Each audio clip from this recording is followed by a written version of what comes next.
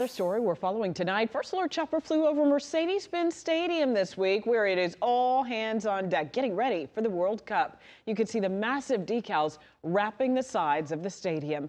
A full-blown World Cup transformation is happening right now in downtown Atlanta. New grass now planted inside Mercedes-Benz Stadium. Atlanta News First reporter Adam Murphy is live at the Benz tonight after getting an up-close look earlier today. Adam.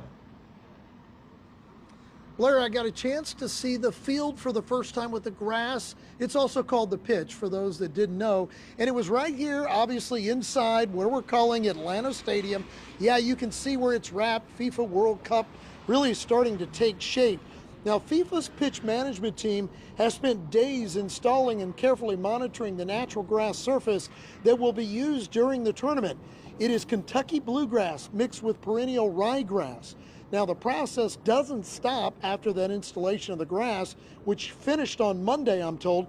FIFA officials say the field is now under constant maintenance to make sure it meets world-class playing conditions before the first match. Nutrients are closely monitored, and special systems under the turf can control the airflow and moisture levels.